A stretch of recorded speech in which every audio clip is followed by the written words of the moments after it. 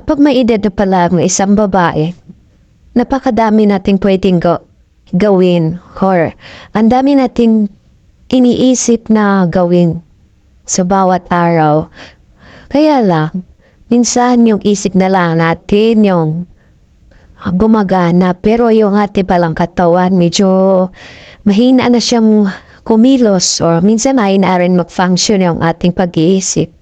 Di ko alam guys kung tama ba itong mga pinagsasabi ko. Basta yun yung nafe-feel ko guys sa edad ko na to. Yan. Comment kayo guys kung nafe-feel din ninyo itong nafe-feel ko.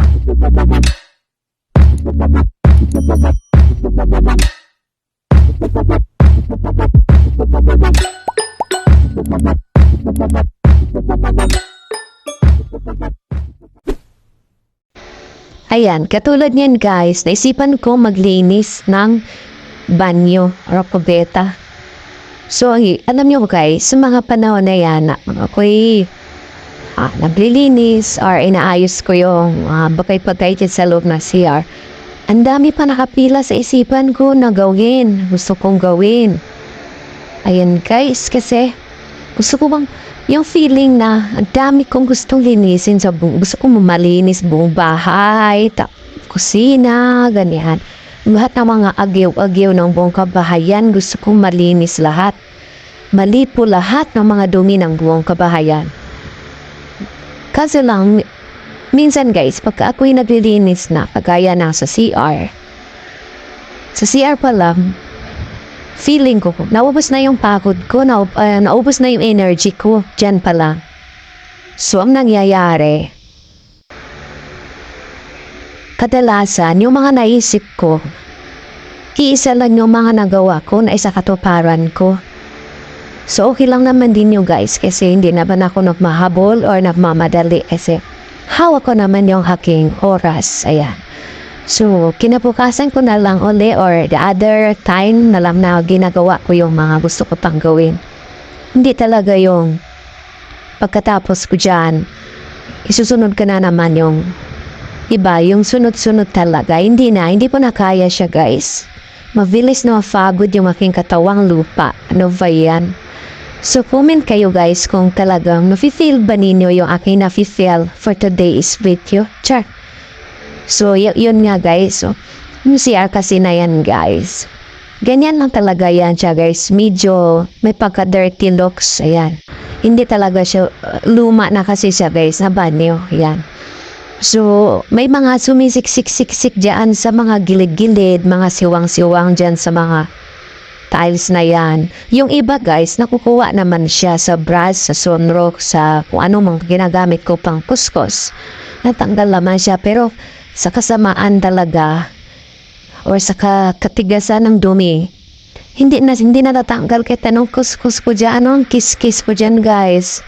Nais ko lang naman na matanggal sila, malinis, maayos yung mga pader-pader dyan. Kasi ang sarap kaya maligo kapag malinis yung banyo, mabango, ayan.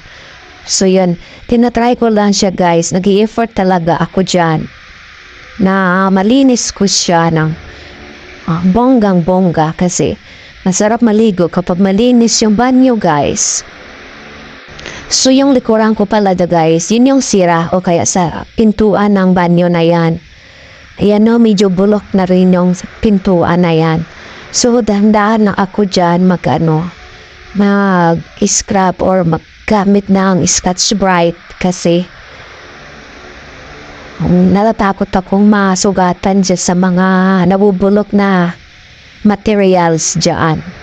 So, ang ginagawa ko guys, kapag ako'y naglilinis, ang mga basic ko lang na ginagamit sa panglilinis ng banyo is sunrocks, sabon na powder, tapos Scotch Brite, tapos brush, ayan.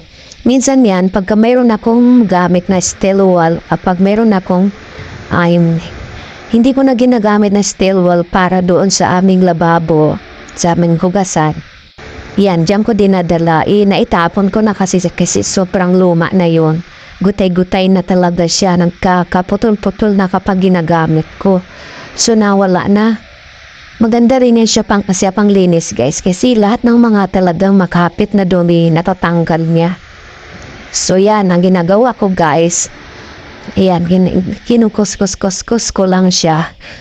Siya nga pala, nagagamit ako ng gloves guys. Dapat dalawa yan, yung isa lang kasi yung isa lang naman talaga ang nailapat ko doon sa sabon at saka may sunrocks. Yan. Tapos nagmamask na rin ako guys kasi since kulob yung yung banyo, nalalanghap ko yung amoy ng sunrocks. Hindi ko talaga carry yung ganon katagal expose sa sunrocks guys. Nababahing ako tapos ang hirap huminga. Pati yung mata ko dyan guys, yung mata ko na lang nagsasuffer dyan. Parang ang hapdi na talaga. Pero tinitiis ko lang. Sabi ko sa ngalan ng paglilinis talaga. Yan.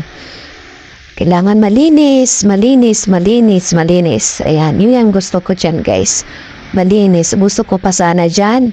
Pagkatapos kong linisin yan is yung ref naman namin. Gusto ko linisin talaga ng bonggang-bongga.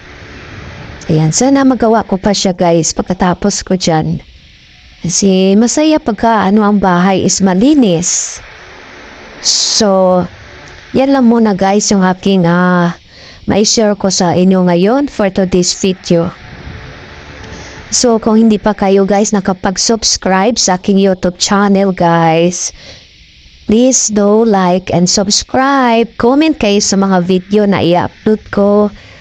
Yan, tapos paki-share na rin kung mayroon kayong nagugustuhan isa sa mga video ko. Paki-share na rin ako guys para happy naman yung aking feeling.